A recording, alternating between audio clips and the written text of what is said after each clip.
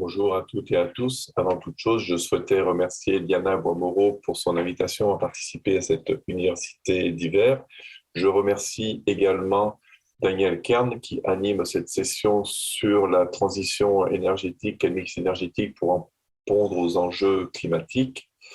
Ma contribution va être focalisée sur la question de l'acceptabilité sociale dans cette transition énergétique. Je souhaitais tout d'abord vous donner quelques éléments de contexte. Donc, qu'est-ce qu'on appelle acceptabilité sociale? Je vais illustrer à travers quelques exemples. Ici, nous parlons donc des énergies éoliennes. Nous savons que c'est quelque chose qui fait encore débat. En revanche, on s'aperçoit qu'à l'échelle nationale, à travers des sondages, notamment celui de l'IFOP en octobre 2021, les Français ont une vision positive de l'énergie éolienne, que ce soit pour les éoliens terrestres ou pour l'éolien en mer, 64% et 66%. En revanche, nous savons toutes et tous qu'en ce qui concerne la mise en œuvre de projets à l'échelle très locale, à l'échelle territoriale, c'est une autre histoire et que bien souvent, on a des contestations, voire des oppositions et même voire des confrontations. Et donc, on a une acceptation locale qui est relativement faible. Donc, le monsieur se gratte la tête parce qu'en fin de compte, c'est comment on arrive à prendre en compte ces différences entre une acceptabilité sociale pour les énergies renouvelables qui semble relativement bonne à l'échelle nationale et que quand on passe au projet, c'est une autre paire de manches et qu'on va se trouver confronté à des situations donc de contestation, je répète, qui vont obligatoirement ralentir les projets et on est bien aujourd'hui pour discuter de comment on va accélérer la transition énergétique. Un autre exemple, c'est l'histoire du nucléaire. Si on remonte à 1977, alors je sais que le nucléaire ne commence pas en 1977, mais enfin, en tous les cas, en France, nous avons eu avec Crémalville, pour ceux qui s'en souviennent, des manifestations très fortes, hein, même avec presque une violence assez manifeste. Qu'en 1979, il y a eu l'accident de Three Mile Island aux États-Unis qui a provoqué dans le monde entier des manifestations anti-nucléaires. Tchernobyl, bien évidemment, en 86, et plus récemment, Fukushima, l'accident donc en 2011. Et malgré tout, nous voyons qu'en 2021, à travers encore un sondage, les Français, en grande majorité, reconnaissent les mérites du nucléaire. Donc, l'acceptabilité sociale, c'est quelque chose qui évolue dans le temps, qui est difficile à prédire. C'est toujours compliqué de savoir qu'est-ce qui va faire que une énergie ou toute autre technologie ou tout d'ailleurs plan politique, hein, c'est la même chose, va recevoir une bonne acceptabilité ou pas. On voit bien ici que des accidents entraînent des manifestations anti, des accidents il y a 10 ans n'ont pas l'air d'altérer la confiance qu'ont les Français, par exemple, dans le nucléaire. Autre élément de contexte, ce qui est important, c'est que nous sommes dans un débat sur l'urgence climatique, nous sommes dans un débat de la transition énergétique, voire transition écologique. Et ce qui est très important à noter, c'est que toute action qui veut agir pour l'environnement ou servir l'environnement ne sera pas forcément garantie d'obtenir l'acceptabilité.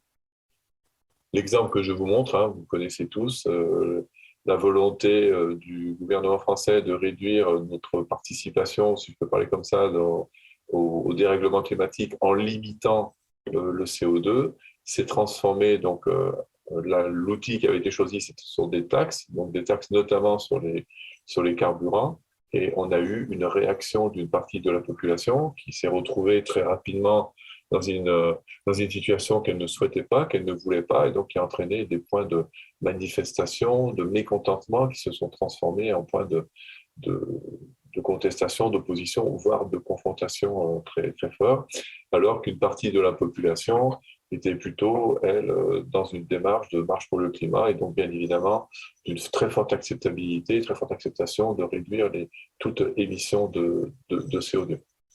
Donc, un paradoxe supplémentaire et de nouveau des questionnements de comment nous allons pouvoir agir.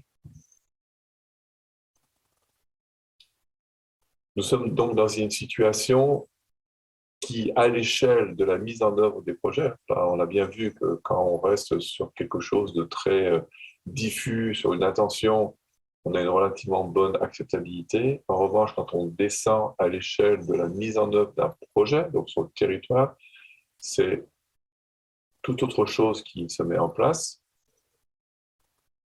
Je montre par exemple quelques extraits de presse. Le méthaniseur exacerbe les passions, les anti-éoliens font monter la pression, le parc photovoltaïque réunion houleuse. Donc nous sommes dans une dynamique pour l'instant où il y a plutôt opposition entre les promoteurs qui vont soutenir les projets d'énergie renouvelable, que j'ai qualifié plutôt pour le monde technique, la population, voire les parties prenantes locales, qui sont aussi de temps en temps des élus, qui vont pas forcément être supporters de l'arrivée sur leur territoire d'énergie renouvelable. Est-ce que l'on a un mur, est-ce qu'on a une barrière entre les deux? Je ne sais pas exactement, mais enfin, en tous les cas, il y a quelque chose qui crée une pression. Et les élus, eux, subissent cette pression de plein fouet. Depuis les dernières élections municipales, on a vu qu'il y a eu une tendance très forte, notamment dans les grandes agglomérations, de favoriser des approches de développement durable à travers le vote écologique. Mais les élus sur les territoires ruraux, c'est une toute autre paire de manches, parce que là, on a affaire à des gens qui vont accueillir, en bien ou accueillir avec de l'opposition, des projets d'énergie renouvelable. Pour l'instant, les projets d'énergie renouvelable ne se font pas au sein des grandes cités ou en périphérie directe des grandes cités, mais ils se font bien dans les territoires dits ruraux. Donc, un mur, une grande pression, alors que fait-on?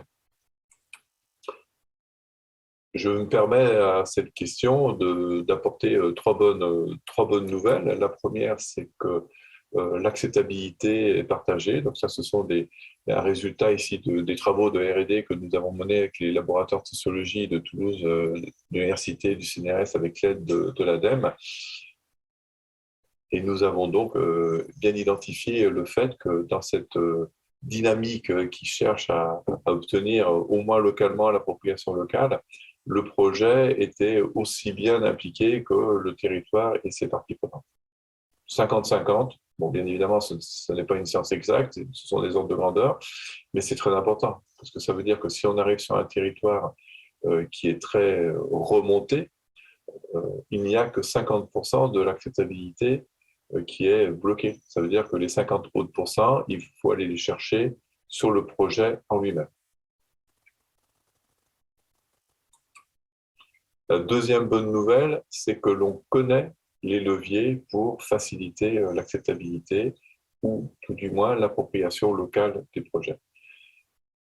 Je vous décris encore des résultats de ces travaux de R&D, un peu conceptuels, mais enfin, en tous les cas, on sait qu'il y a un binôme, le projet, le territoire, les parties prenantes qui prennent connaissance du projet à travers des perceptions, que la principale dimension du projet qui est vue et qui fait l'objet de beaucoup d'attention, c'est la partie émergée de l'iceberg, c'est le contenu technico-économique, voire réglementaire du projet, avec bien souvent très très peu de capacité à faire évoluer ce projet. Donc c'est pour ça que j'ai mis un contenu foncé, un contenu clair, mais avec très peu de différence entre les deux.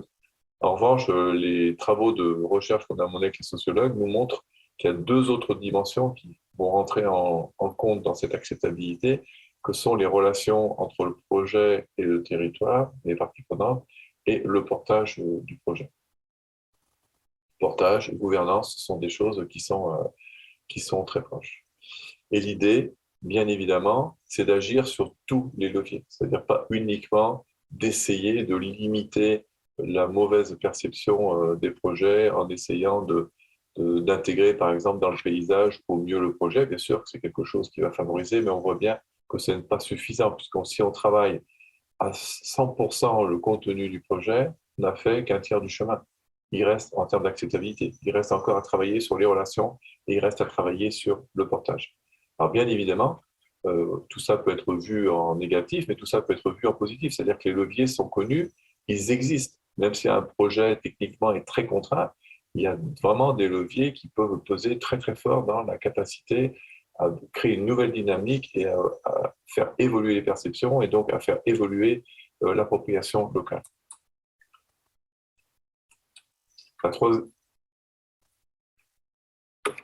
Excusez-moi, donc la troisième bonne nouvelle, c'est que la convergence est possible. Convergence entre un projet et son territoire qui, bien évidemment, bien souvent, pardon, est qualifié par des intérêts particuliers, mais il ne faut jamais oublier l'intérêt général. C'est quelque chose qui est tombé un petit peu aux oubliettes, ou plutôt on s'en sert comme terminologie, mais on ne sait plus vraiment ce que cela veut dire. En tous les cas, ça reprend tout son sens quand on accepte de regarder un projet dans ces trois dimensions avec un poids équivalent, hein, donc la faisabilité technico-économique du projet, qui est la responsabilité du développeur, les intérêts particuliers qu'il faut laisser s'exprimer, et l'intérêt général, avec il faut trouver les gardiens de cet intérêt général, et à partir de là, quand on a reconnu toutes ces dimensions, et notamment les divergences d'intérêts, les divergences de point de vue, dans un deuxième temps, on peut construire la convergence. Et on peut la construire relativement vite. Donc, trois bonnes nouvelles, trois ingrédients de convergence, puisque c'est l'objectif à atteindre, de faire en sorte que les projets puissent se développer le plus rapidement que possible, donc avec le moins de heures possible. Le premier ingrédient, c'est la décision. La décision doit être issue d'une réflexion collective. Donc, je ne souhaite pas ici revisiter tout ce grand débat autour des nouvelles formes de démocratie. Ce n'est pas le cas, parce que je suis dans l'opérationnel. En revanche, quand on arrive sur un territoire, il est important qu'il y ait une réflexion collective amont et que la décision s'alimente de cette réflexion collective et non pas une réflexion collective qui serait complètement déconnectée de la décision. Regardons ce qui s'est passé avec la Convention citoyenne pour le changement climatique. Il y a eu vraiment un problème de méthodologie très très fort, puisque les personnes qui ont participé à la réflexion ont cru que c'était elles qui allaient décider. Non, malheureusement, heureusement, j'en sais rien, peu importe, pas de jugement de valeur. La réalité, c'est que les décisions, les organes de décision existent dans notre pays, il faut les utiliser en tant que tels, il faut accepter en revanche que cette décision s'alimente d'une réflexion. Je vous montre cet exemple, puisque c'est quelque chose que nous avons réalisé sur un projet de parc éolien. C'était en plein Covid, donc avec une dématérialisation totale pour la réflexion collective. Le porteur de projet a accepté de mettre en débat quelles allaient être les mesures compensatoires et les mesures d'accompagnement du projet, bien évidemment en tenant compte de la réglementation, donc une analyse collective.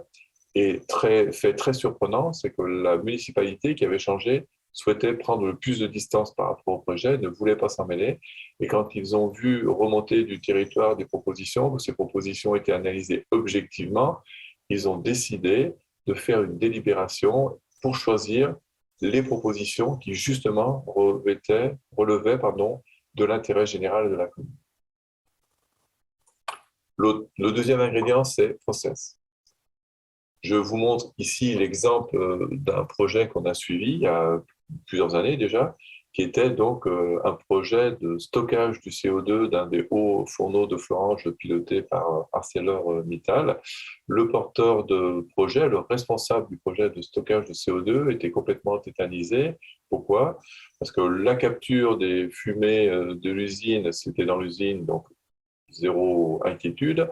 Le transport du gaz liquéfié se faisait sur plusieurs dizaines de kilomètres dans le territoire, donc là, il commençait à y avoir quelques interrogations, et surtout, l'enfouissement et le stockage du CO2 étaient prévus au droit du site historique de Verdun. Bien sûr, très profondément dans l'éco-géologique, mais enfin, en tous les cas, dans une zone très, très, très, très sensible. Donc, nous avons montré à ce responsable de projet qui pouvait considérer la problématique d'acceptabilité sociale ou d'appropriation locale comme un process comme un autre et l'intégrer dans son ingénierie de projet. Et il en a déduit qu'un projet industriel devait être positionné par rapport aux parties prenantes et non pas ce qui se fait souvent, de positionner les parties prenantes par rapport au projet. Donc un changement important dans la façon de conduire le projet. Il a aussi noté que les relations qu'il devait y avoir avec les parties prenantes, rappelons-nous, hein, dans les relations, c'est un tiers de l'acceptabilité, sortent souvent du cadre métier habituel. Ça veut dire qu'il faut se préparer, quand on développe un projet, à sortir de sa zone de confort et d'aller chercher des process qui sont un peu différents. Et les risques sociétaux, puisqu'à l'époque, il parlait de risques sociétaux, sont souvent insuffisamment appréhendés, faute de les analyser avec une méthodologie adéquate. Donc, il avait bien compris que c'était quelque chose qui pouvait s'aborder comme un process comme un autre de conduite de projet et qu'il retrouvait une certaine maîtrise de son projet dans cette interface avec le territoire, avec les parties prenantes. Le troisième ingrédient, c'est la confiance. Je vous raconte très rapidement un projet européen que j'ai conduit quand j'étais directeur de recherche au CNRS, qui avait pour objectif d'essayer de trouver quelles étaient les nouvelles pratiques agricoles qui pouvaient permettre de concilier à la fois le développement économique agricole et la préservation de l'environnement, et notamment la qualité de l'eau destinée à fabriquer de l'eau potable. Nous avons mis en place un dispositif justement de convergence entre agriculteurs, acteurs du territoire et bien sûr respect de la réglementation. La question était de comment on continue à faire de l'agriculture céréalière avec l'utilisation de pesticides, en les réduisant certes, mais avec l'utilisation de pesticides, ou aussi d'envisager l'agriculture biologique pour réduire l'impact sur la qualité de l'eau qui servait à alimenter l'eau potable de la ville de Auch. Donc des solutions ont été proposées, on a inversé le process, c'est les agriculteurs qui ont fait des propositions et après donc, les experts sont venus évaluer ces propositions en trois dimensions, la faisabilité technico-économique, l'acceptabilité et le respect de l'environnement. Et ce sont presque 50 propositions qui ont été évaluées. C'était un projet européen, on l'a présenté aux Espagnols pour tester la transposabilité de ces résultats. Les Espagnols ont vu arriver des propositions faites par des agriculteurs et les agriculteurs espagnols étaient prêts à prendre 100% de ces propositions. Sauf que leur problématique à eux, ce n'était pas de la céréale et de l'impact sur les eaux de surface, c'était de l'élevage intensif et de la pollution par les nitrates des eaux souterraines. Mais malgré tout, ils étaient prêts à prendre les mesures qui avaient été adoptées par les agriculteurs. Donc, confiance. Pourquoi confiance? Que c'était des pairs qui se parlaient entre eux. Donc, la confiance dans ces processus de convergence, c'est quelque chose d'important.